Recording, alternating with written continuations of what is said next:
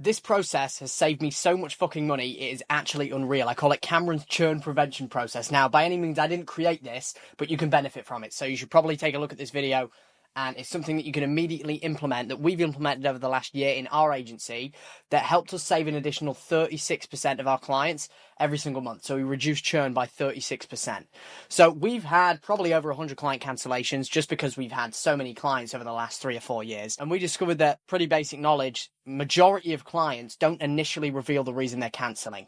The way you see it is, it's kind of like an ex coming to you and saying, they want to break up with you, and it's not you, it's them. We both know it's bullshit. There's probably a deeper reason. Either you're ugly, or you're annoying, or you got too comfortable and you've eaten too many cheeseburgers and she wants to get with somebody who is a Chad, who looks sexy. Whatever the hell the reason is, there is an underlying reason why she's breaking up with you and why the client is cancelling.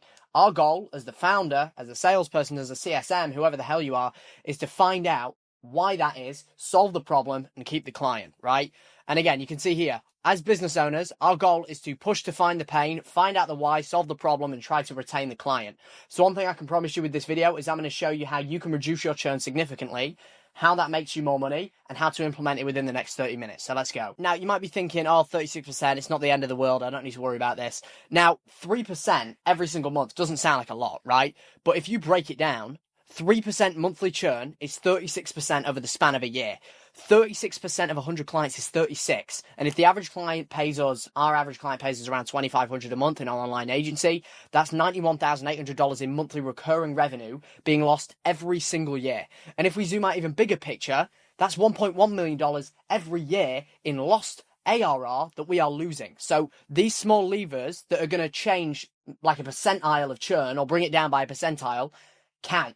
They matter. This is why it's so fucking important, especially at scale, that you look at every single lever that you can pull to keep your churn low and make as much money as possible out of your clients. Because whether we like it or not, client acquisition costs are going to continue to rise. The competition's getting harder and harder. There's more and more people running paid ads, doing outbound. So one of the main levers that you can pull to get ahead of the curve is to increase your LTV, to make more from your current clients so you can afford to spend more to acquire them. So you can immediately beat your competition by default just because you can pay 2, 3x what they can on signing a client, whether it be through paid ads or referral, purely on the basis that you make more from them because you have a better product. Now, 5 main pillars that I've found that you must implement that you can do within 10 minutes to save any potential client churning as soon as possible. Now, we're not going to get into like results and relationship, pretty basic stuff. These are the things that people don't talk about that I've found that you can implement immediately that have a huge impact.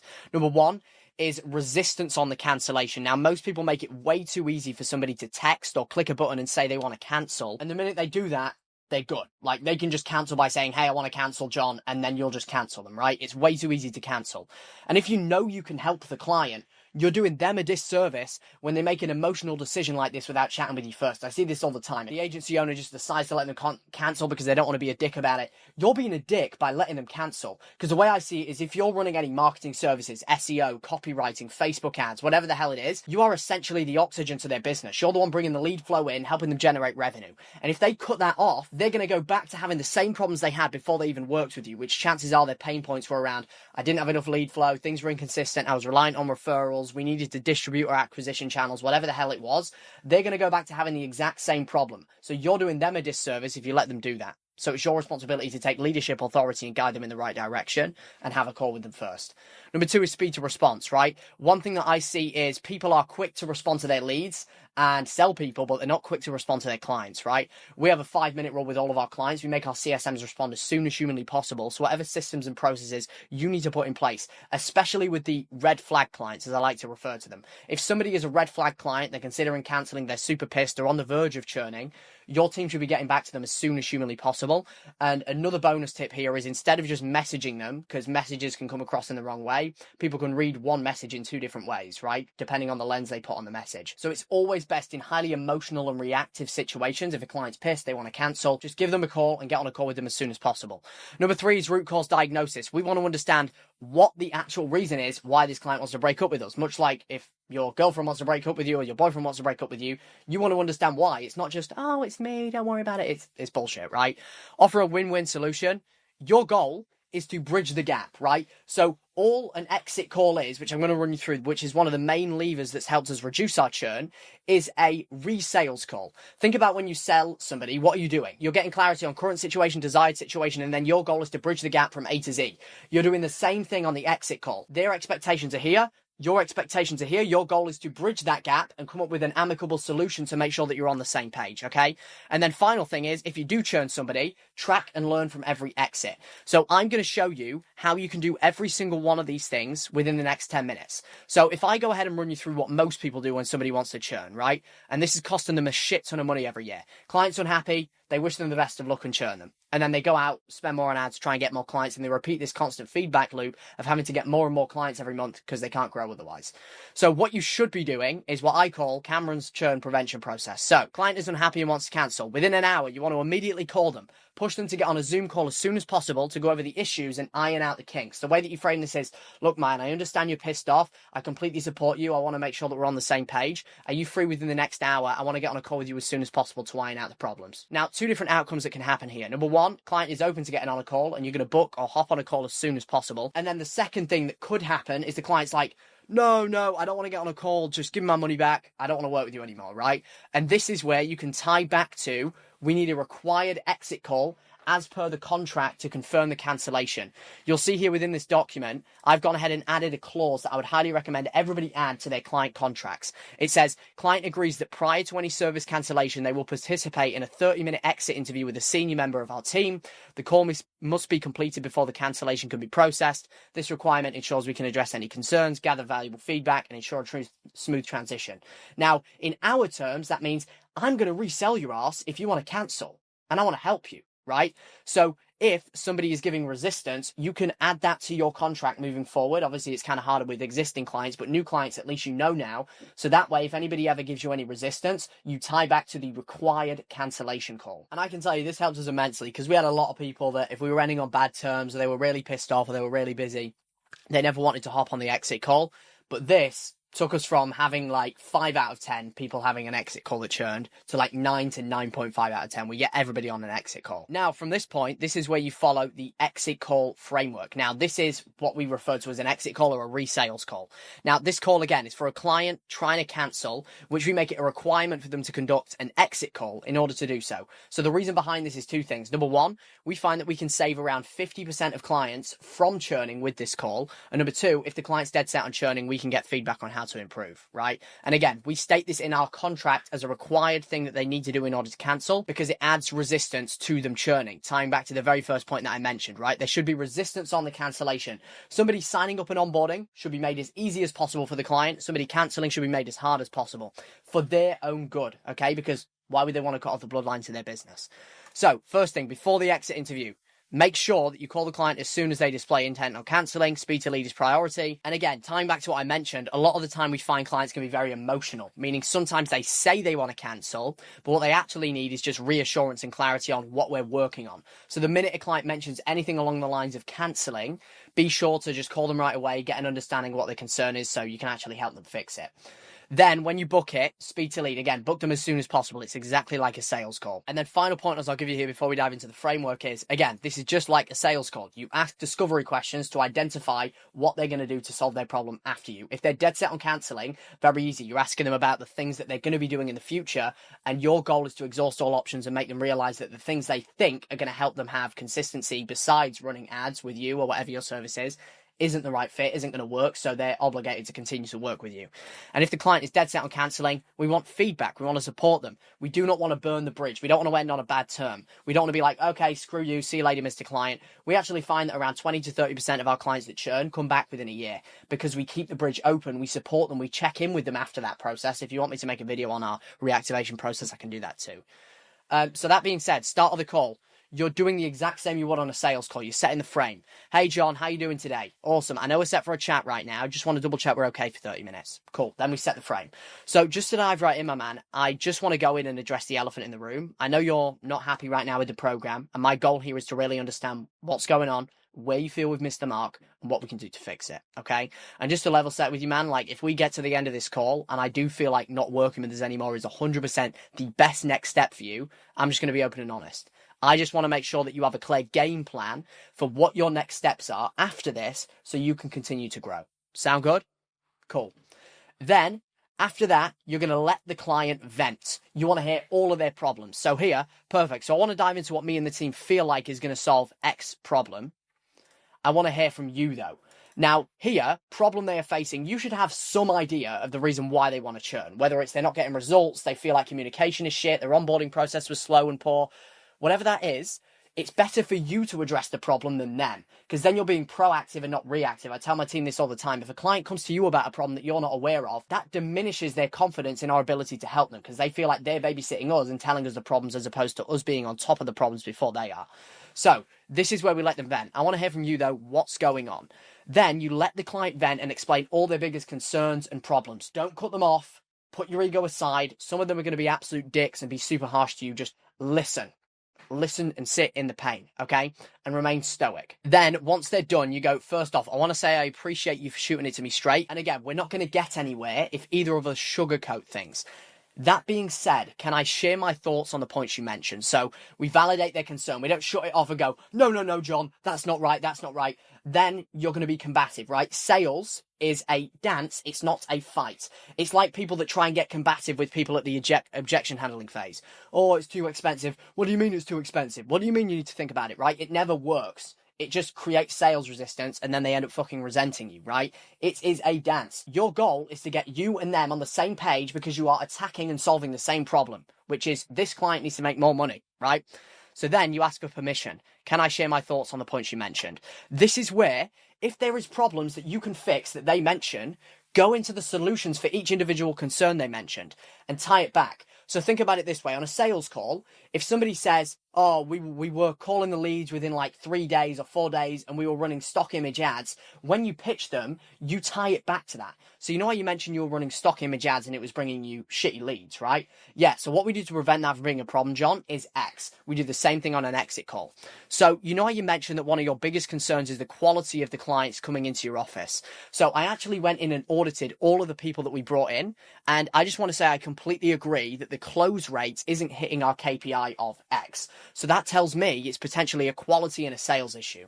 So what me and the team mapped out is a number of additional qualification questions that we can ask all leads before they sign up on the ad. What that's going to allow us to do is get higher quality people with higher intent, make sure that people are actually understanding and educated on the treatment they're coming in for. Does that make sense? Awesome. And you can see a couple of other examples here that I've put down. But the point is, your goal is to provide an amicable solution for each problem that they brought up to you. If it's on them, meaning, oh, they're saying the leads are shit, but you know that's not true and it's a sales issue, then offer things that you're going to do, but also offer things that you're going to do, right? So you can see on this point here, a lot of the time it's usually a close issue. So we tie it back to that, but we don't say it in a way where it's like, well, John, that's because you're not closing anybody, right? I validated his concern. I told him what we're going to do. And then I tie to the point that I actually want to tell him. This is what we call, in the art of communication, a sugar sandwich, right? For most people on your team, on your client base, you're going to need to tell them information in a sugar sandwich. You give them something they want to hear, you tell them the thing that you need to tell them, and then you end on a positive note too. Because if you just tell them the thing they need to hear, your close rate shit, they're going to be pissed off. But if you say, hey, John, I completely agree with you. We need to change X, Y, and Z. However, I did notice on your end, you haven't been through the sales training and close rates below KPI. So I'd really appreciate if you can go through the sales training too and attend our live trainings. But that being said, super excited that we can collaborate on this problem together. Let's rock and roll. Sugar sandwich, right? So you can just pause the screen and take a look at a couple of other examples. But the point is, whatever the most common reasons or problems are that clients churn or that clients are pissed, list them out and come up with a script or a framework on how you can solve that problem, okay? Then, once you've gone through all of the problems, you've squashed all of the concerns, you go, do you feel like this solves your problems and concerns, or is there anything else that I'm missing? And if they're dead set on cancelling completely, then you go into the discovery phase and you try and resell them by leaning back so they will lean in. So what I mean by that is you go, got it, not a problem, man. That being said, one thing I want to make sure is one of my personal values is always leaving people off better than when they came in. So I just want to make sure that I set you up for success just for the sake of my own integrity and help you map out a game plan for what the next best steps are going to be for you. As you know, sales and marketing is the bloodline of your business. And I've seen it too many times where people will cut off all paid acquisition with us, go back to referrals, and they're stuck in the same spot again with no way of consistently scaling up. So tell me, what is your plan to prevent that? And your goal here is to ask questions around their plan to make them realize it's not going to solve their problem. They must come to that conclusion, and you do that through strategic questioning, exactly like a sales call. So they might tell you, oh, I don't have a plan in place. Or they might say, yeah, we're going to go back to referrals and word of mouth. I'm like, okay, got it. Because I'm just trying to understand here, John. When you came to us, you said that wasn't consistent enough. So have you found out a way to make it more consistent? Or, oh, you're going to be doing an event. Okay. How many times a week, how many times a month are you doing an event? Oh, you're just doing like one event? Oh, one event every 3 months. Okay. And do you feel like the first event is going to get the same amount of traction from the same people as the second event? So see here, I'm asking questions to get to the root cause, to exhaust all options to the fact that the things that they think are going to solve their problem are not. And then you make them realize. And then at the end of that, you pause. You have this gap of silence and you go, do you mind if I just completely no bullshit with you for a second, John? And then when they give you permission, you can go, I don't think that's going to work for you, my man. And I'm going to tell you why. And you give logic behind your reason, and they're going to believe you, okay? So if the client is still wanting to cancel after this is where we can go through what I call the downsell ladder. Now, I would rather give a client an extension, meaning they don't pay until we fix the ads or fix whatever the problem was, than churning the client and having to acquire a new client and pay all of that additional cost, right? So the way that we frame this is people, I feel like, give this away way too early. They get on an exit call. They're just like, yeah, I want to give you an extension. We don't do it. We leave it to the very last minute, exactly like a sales call with a guarantee. So we explain the benefit of this. We're like, look, now while I understand you're set on pause in this, what I do want to offer you is an extension for an additional month of our program. So we can prove to you that this is something worth sticking with. I'll cover all the costs, keep our callers calling, just because I know we can crush it for you. And I feel like it'd be really a shame, man, given how far we've came and the progress we've made, to pull the plug so close to cracking everything. Are you open to that? And then you can go through the churn ladder, whether it be a 2-month extension, 1-month extension. You just want to avoid any sort of refund because it's just going to mess with your financials, okay? Now, the final thing that I will mention here, if we take a look, there's going to be one of two outcomes that are going to happen on this exit call. Number one, fix the problems they addressed on the call and realign. You've saved the client. Congratulations. The client wants to leave. You're going to attempt the downsell and attempt the extension, which is exactly what I just showed you. Downsell is maybe you're doing done for you with the call center. Their problem is the call center. You might downsell them to done with you, where they call the leads. Or if you're offering lead gen and you also have a coaching arm to the business, then what you can do is you can downsell them on just the coaching arm or whichever one they feel is most relevant for them. Now, if you can't do this and the client's dead set on canceling, you want to leave on good terms, if no success on actually saving them, and you want to send them the cancellation form. Now, the reason that we do this is we're going to get feedback from the client on this call here on how we can improve. You can see this is what we want to do. So if client is still wanting to cancel, we ask, got it. That being said, one thing I'd love to hear from you, John, is how we can improve. One of our core values here at Pinpoint Scaling is better than yesterday. And I truly believe that there's no one better to ask than yourself. Where did our program not live up to the expectation you originally had? People do not get enough feedback from their clients. Face the difficult conversation, eat the frog. This is what's allowed us to get our clients incredible results. Every single client that churns, we get as much feedback as humanly possible on how we can improve, okay? Now, once you've got that feedback, which I'm actually going to note on here, get feedback from client,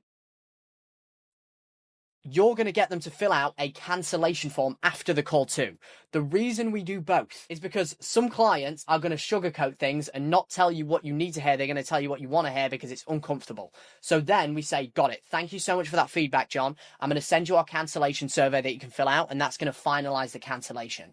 This is where you send them this, okay? And they fill this out. They put in their name, email, phone number, all of that stuff. Then reason for termination.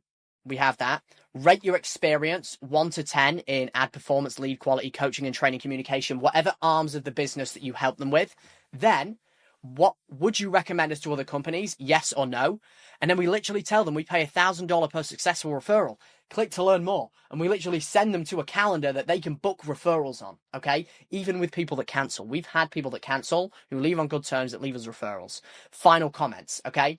So what we do with this information is we pull it into a Google Sheet automatically, and then we're going to audit the cancellation reasons weekly and leverage ChatGPT to find solutions. If we go back to this Google Doc, the final point here is track and learn from every exit. And the only way that we can do that is by taking the feedback the client gives us and auditing it using ChatGPT. So just to give you a prime example of this, I've blurred this out for obvious reasons, but we have this sheet here for clients that cancel with us. Every week, I literally go in, I download the document like so, I go into ChatGPT, I throw it in, and I say, here's a list of all the reasons clients are churning from my agency. Help me in order of easiest to implement and to have the highest impact, a list of things we can do to improve in our agency. And I do this on a call with our entire team, and we run through the entire thing, and it will immediately start giving us action items on things that we can improve. So that's pretty much everything in terms of resistance on the cancellation, speed to response, root cause diagnosis. And then after that, you take the action items, you improve the product and reduce churn. Now, that being said, if you want additional help from me when it comes to scaling and growing your agency and you're already above 10K a month and you want to license the systems in my agency, you can go ahead and take a look below this video. I do have something to sell you. Take a look at the sales funnel, book a call with me, and I'll see you then. Ciao.